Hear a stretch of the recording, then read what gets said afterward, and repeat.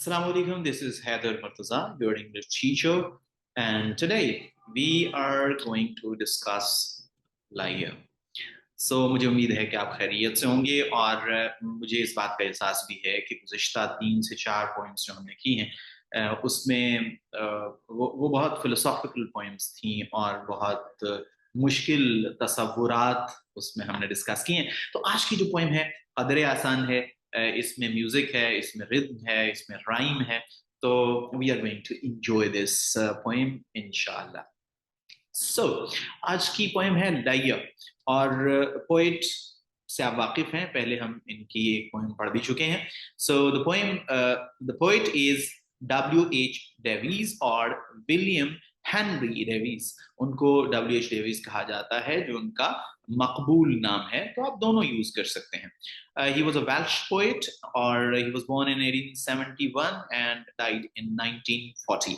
और उनकी जो पोइट्री है उसमें अगर आप बात करें तो जो डोमिनेंट थीम है, जो सबसे ज्यादा जिस पे वो बात करते हैं, वो नेचर है, लव फॉर नेचर। जो जो कुदरती मज़ाहिर हैं, जो फितरत है, जो नेचर है, उसकी खूबसूरती की बात करते हैं, उससे प्लायर हासिल करने की बात करते हैं।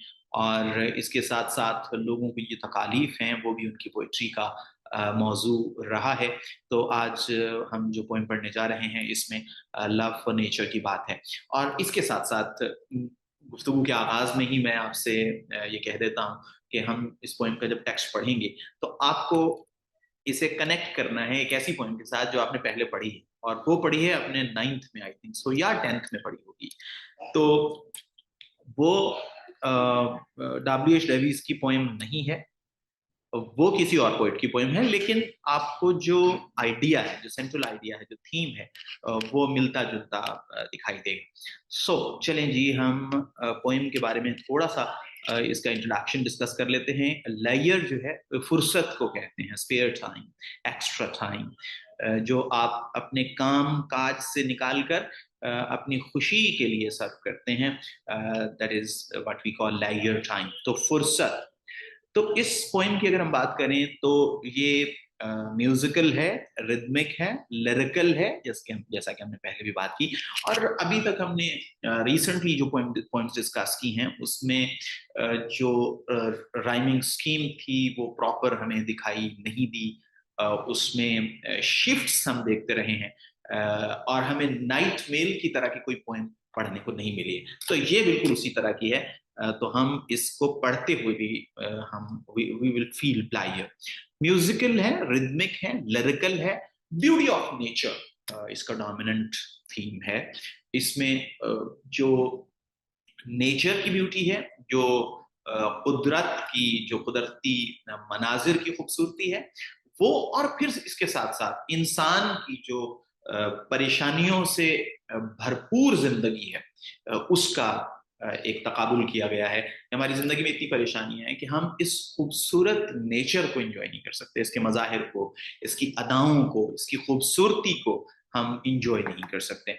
और ऐसी जिंदगी कि जो इतने ज्यादा तफक्कुरात से, इतनी ज्यादा परेशानियों से भरी हो, उसे तो एक पोर लाइफ ही कहा जा सकता है। इसके साथ साथ इसमें एक डिवाइस यूज हुई है पर्सोनिफिकेशन की, जिसको यकीनन आप बहुत पहले पढ़ चुके हैं। तो ये एक शॉर्ट सा इंट्रोडक्शन है इस पॉइंट का। तो अब आते हैं टेक्स्ट की जानिब, और आप देख रहे हैं पोइट की तस्वीर भी बहुत हैंडसम लग रहे हैं वैसे वो। और पोइम का टेक्स्ट भी आप इस वक्त देख सकते हैं, और इसके साथ साथ जो आपको तस्वीर नजर आ रही हैं वो कहीं ना कहीं इस पोइम को उसको ग्राफिकल रिप्रेजेंटेशन देती हैं कि वो जो पोइम में कहा गया है वो तस्वीरों के जरिए से जाहिर किया गया है। लेयर, फुर्सत। What is this life if full of care? We have no time to stand and stare, no time to stand beneath the boughs and stare as long as sheep or cows. No time to see when woods we pass, where squirrels hide their nuts in grass. No time to see in broad daylight streams full of stars like skies at night.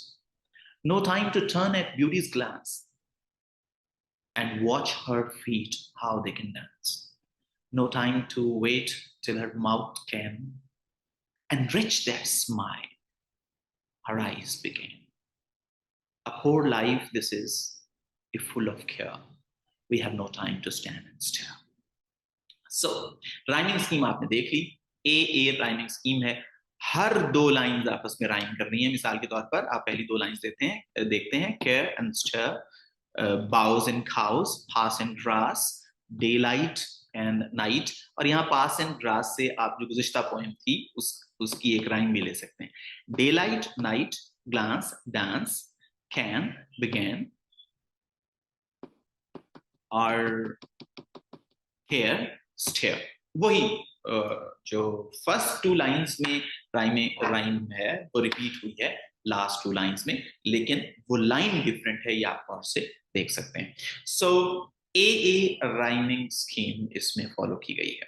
Okay, लेकिन आप ये देख सकते हैं कि इस poem में एक खास म्यूजिकल एलिमेंट है कि जब हम ये पोएम पढ़ते हैं तो हमारे कानों को अच्छी लगती है, भली लगती है, हमारी समाअतों को अच्छी लगती है. सो इसकी एक खासियत तो ये हो गई. What is this life if full of care? ये कैसी जिंदगी है अगर ये परेशानियों से भरी है. केयर मीन्स वरीज, परेशानियां, तफक्कुरात. We have no time to stand and stare. हमारे पास इतना वक्त ही नहीं है कि हम रुकें और देखें. The poet says that the human life is so busy that we don't have time to stay for a while. We don't have time to stay and look at the beauty of nature. Stare, gaze हम बहुत पहले पढ़ चुके हैं, ये आपको अंदाजा होना चाहिए. तो नो टाइम टू, अब वो कह रहे हैं कि हमारे पास इतना टाइम नहीं है. किस चीज के लिए टाइम नहीं है? No time to stand beneath the boughs and stare as long as sheep or cows. We don't have time. We are so busy in our daily life. Or in other words, we can say that we have made ourselves so busy. हमने अपने आप को इतना ज्यादा मसरूफ कर लिया है, हम इतने मसरूफ हो गए हैं कि हमारे पास इतना वक्त नहीं है कि हम बाउस किसे कहते हैं, हमने पहले पढ़ा हुआ है, ब्रांचेस को कहते हैं, कि हम दरख्तों की शाखों के नीचे खड़े होकर उन्हें देर तक देख सकें. बिल्कुल इसी तरह जैसे भेड़ें और गायें देखती हैं, जैसे काउज और शीप देखती हैं. और लेकिन हमारे पास तो इतना वक्त है नहीं, क्योंकि हमने अपनी जिंदगी को बहुत मसरूफ कर लिया है. हम अपनी जिंदगी में मादियत परस्ती से इतने ज्यादा डोमिनेट हो चुके हैं कि हमारे पास वक्त नहीं है कि हम खुदा की बनाई हुई चीजें हैं, जो कुदरती मज़ाहिर हैं, जो कुदरती मनाजिर हैं, उसको देख सकें. सो इन चार लाइंस में इस पर बात की गई है. No time to see when woods we pass. When woods में कौन सी डिवाइस यूज हुई है, कौन सी पोएटिक डिवाइस यूज हुई है, ये आपने मुझे बताना है. जब हम पोएम को एक्सप्लेन कर लेंगे फिर मैं आपसे पूछूंगा. No time to see, time to, ये भी आपने मुझे बताना है. No time to see when woods we pass where squirrels hide their nuts in grass. कि हमारे पास इतना वक्त ही नहीं है कि जब हम जंगल से गुजरते हैं तो हम वो देख सकें. क्या देख सकें?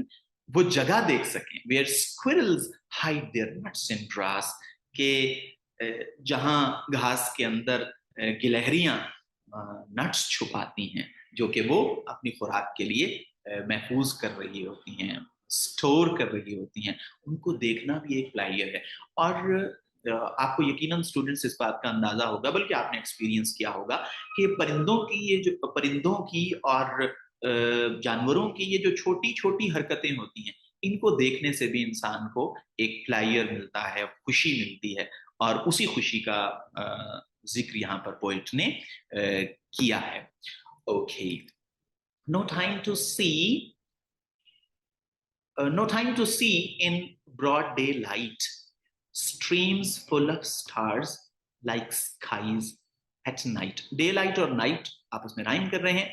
और no time to see, हमारे पास इतना वक्त नहीं है. broad daylight, दिन की रोशनी में, streams full of stars, कि हम उन नदियों को देखें कि जिन पर सितारे चमक रहे हैं, लाइक स्काईज एट नाइट, जैसे कि रात के वक्त आसमान पर आसमान मंजर पेश करता है। अब सवाल ये पैदा होता है कि ये नदियों पर कौन से सितारे हैं भाई? नदियों पर तो कोई सितारे नहीं होते, नदियों पर तो कोई ट्विंकलिंग स्टार्स हमें नजर नहीं आते। तो अगर हम गौर से देखें, जैसा कि हम अक्सर बात करते हैं कि शायरी सीधी सादी जुबान का नाम नहीं होता, छुपी हुई बात होती है शायरी में, और यही बात यहाँ पर है। स्ट्रीम्स पे सितारे नहीं होते, बल्कि फूल होते हैं। वो जो कलियां होती हैं जिनसे अभी फूलों ने निकलना होता है, वो होती हैं, और वो मंजर ऐसा होता है कि जैसे आसमान पर सितारे हैं जो चमक रहे हैं। रात को जैसा आसमान हमें नजर आता है, वैसी ही नदियां होती हैं दिन के वक्त, और उसमें फूल सितारों की मानिंद होते हैं। लेकिन हमारे पास तो वक्त ही नहीं है। एक चीज ध्यान में रखिए, no time to see, no time to see, no time to see बार बार आ रहा है। इसका मतलब ये हुआ कि शायर ने कौन सी डिवाइस इस्तेमाल की है? रेपिटेशन, जिसका आप जिक्र कर सकते हैं क्रिटिकल एप्रिसिएशन में। और इसके साथ साथ स्ट्रीम्स फुल ऑफ स्टार्स, यहां फिर वो डिवाइस यूज हुई है जो मैंने आपसे पूछी है, और फिर स्काईज भी आगे। तो मुझे आपने बताना है कि ये कौन सी डिवाइस है। No time to turn at beauty's glance and watch her feet how they can dance. देखिए ब्यूटी क्या है, खूबसूरती क्या है? खूबसूरती एब्स्ट्रैक्ट है, और मुझे पूरा यकीन है कि आपको एब्स्ट्रैक्ट और कॉन्क्रीट का पता होगा कि जिसका मादी वजूद नहीं होता उसे हम एब्स्ट्रैक्ट कहते हैं। अब खूबसूरती जो है वो एब्स्ट्रैक्ट है, लेकिन ये शायर का कमाल है कि वो चाहे तो एब्स्ट्रैक्ट को कंक्रीट बना दे, वो ऐसी चीज को जिस्म अता कर दे जिसका जिस्म है ही नहीं। यही तो शायर का कमाल है, और डब्ल्यू एच डेविस ने वहां यहां पर बिल्कुल वही किया है। No time to turn at beauty's glance and watch her feet. अब खूबसूरती के पांव तो नहीं होते ना, तो खूबसूरती के पांव, हाउ दे कैन डांस, कि वो किस तरह नाचती है, उसके पाँव को देखें कि उसके पाँव किस तरह रक्स करते हैं। तो जब किसी एब्स्ट्रैक्ट को, किसी आइडिया को कोई ऐसी खासियत दे दी जाए, कोई ऐसी खसूसियत जो एक्चुअली ह्यूमन कैरेक्टर, उसे क्या कहते हैं? आपको पता है ना? ये भी मैं आपको जब पोइम को एक्सप्लेन कर चुकूंगा तब आपसे पूछूंगा कि वो क्या है। तो ये आपने मुझे बताना है। एक तो स्टैंड एंड स्टेयर में कौन सी डिवाइस है, और फिर ये जो खूबसूरती को पांव अता कर दिए और डांस की कैरेक्टर, डांसिंग का कैरेक्टर अता कर दिया, ये क्या चीज है, कौन सी डिवाइस है, ये आपने मुझे बताया। No time to wait till her mouth can enrich that smile her eyes began. यानी इतना टाइम नहीं हमारे पास, इतना वक्त नहीं है कि उसका, एनरिच का मतलब होता है टू ऐड समथिंग, किसी चीज में कुछ इंक्रीज कर देना, एग्जॉल्ट कर देना किसी चीज को। Enrich, make something rich is what we call enrich. के no time to wait till her mouth can. अब ये माउथ जो है, ये भी वही कैरेक्टर है जिसका हमने ऊपर वाली दो लाइंस में जिक्र किया है। Enrich that smile her eyes began.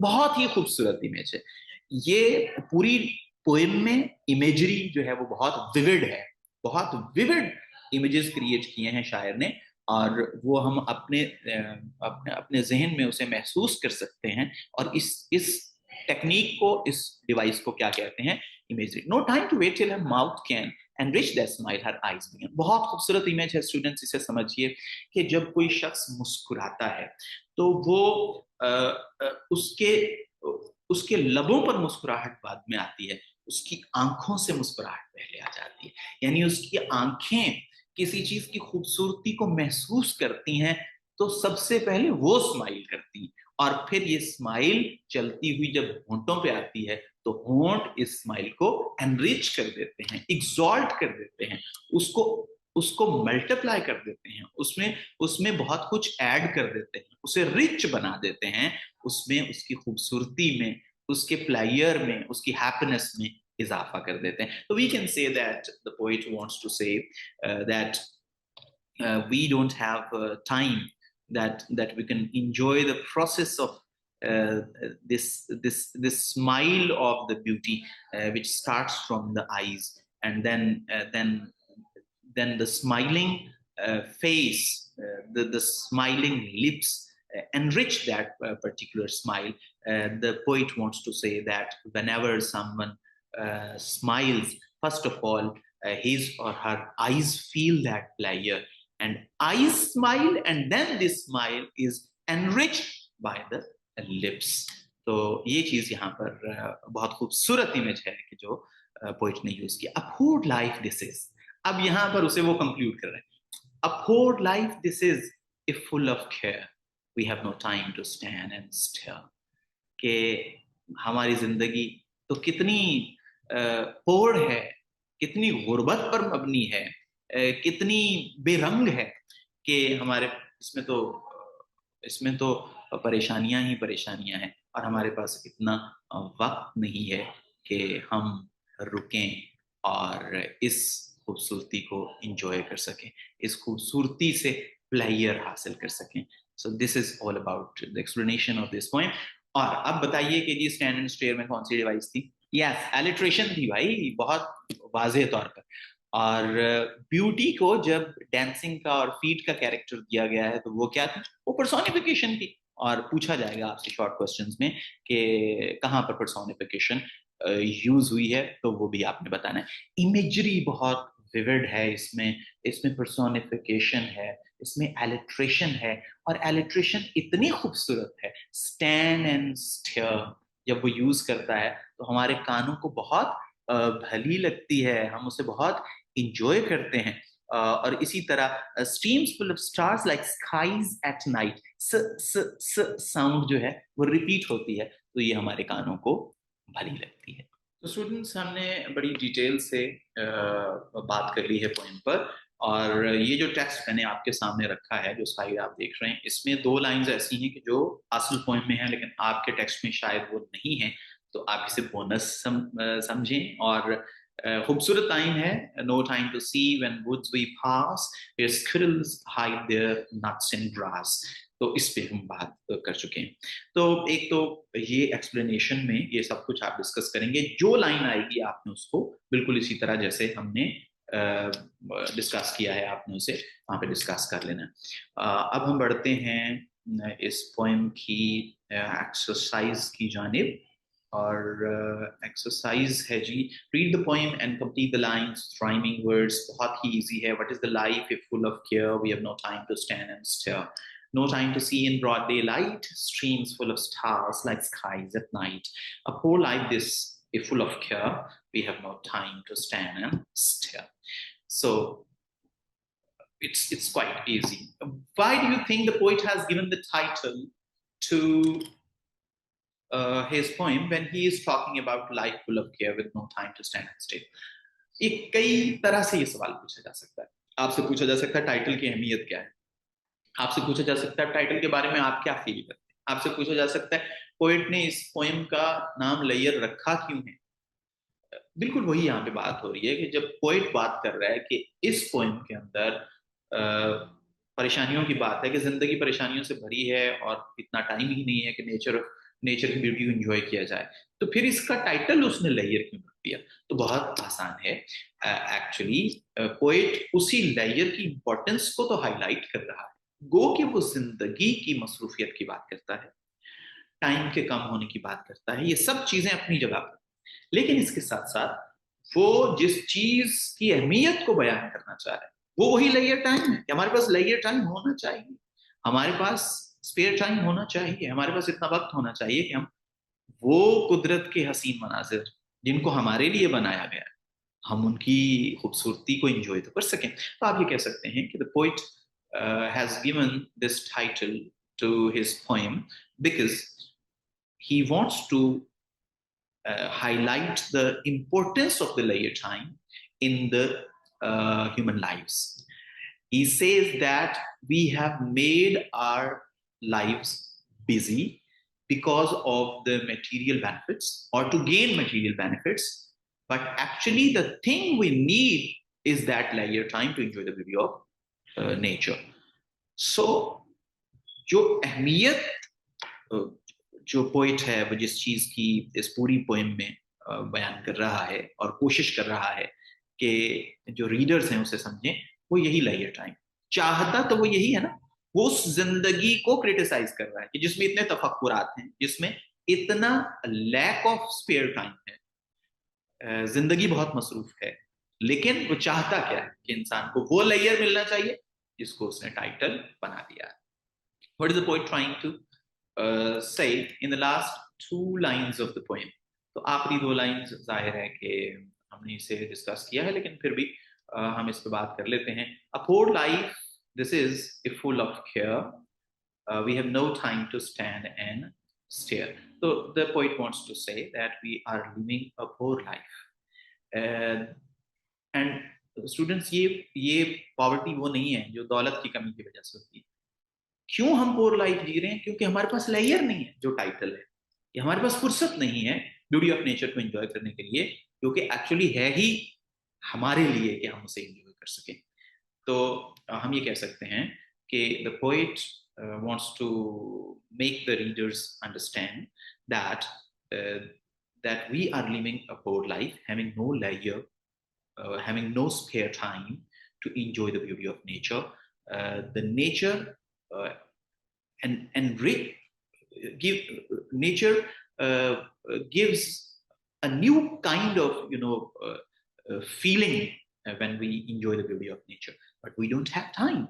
Our life is full of worries. That's why we cannot enjoy the beauty of nature. So इसमें क्या है कि the poet says that the life is poor because there is no layer.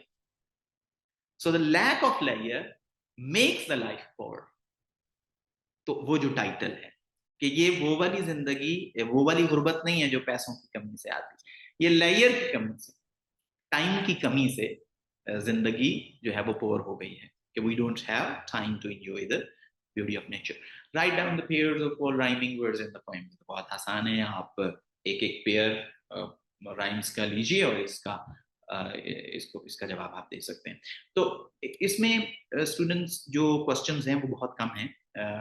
Additional questions आपके जो notes हैं उसमें दिए गए हैं और जो पास्ट पेपर्स हैं उसमें भी हैं, लेकिन एक चीज़ की मैं आपको गारंटी दे सकता हूँ कि कोई भी ऐसा क्वेश्चन आपके पेपर में, आपके टेस्ट में नहीं आएगा कि जिसको हमने पोएम के अंदर डिस्कस ना किया हो। मिसाल के तौर पर कॉन्टेक्स्ट है, तो मैं गुज़िश्ता लेक्चर में आपको बता चुका हूँ कि कॉन्टेक्स्ट क्या होता है, आपको उसे कैसे बयान करना है। तो ऑब्वियसली आप जैसे गुज़िश्ता पोएम में हमने कहा कि वॉर के बाद का माहौल है, मॉडर्निज्म जो है उसके एलिमेंट्स उसमें मौजूद है। तो इसमें क्या है? इसमें लव फॉर नेचर है। This poem is full of love for nature. और उसके बाद आप जो पोएम में बयान किया गया उसको बहुत ब्रीफली आप बयान करते हैं। तो ये कॉन्टेक्स्ट। इसी तरह क्रिटिकल एप्रिसिएशन आ जाती है, तो उसमें भी आप वही बयान करते हैं कि जो पोइट है वो किस हद तक कामयाब हुआ है अपनी बात। पहले तो वो पहुंचाना क्या चाहता था, क्या वो पहुंचाने में कामयाब हुआ है या नहीं हुआ, और फिर उसने डिवाइसेस कौन सी यूज की हैं, राइमिंग स्कीम कौन सी यूज की है, वो आप डिस्कस कर सकते हैं।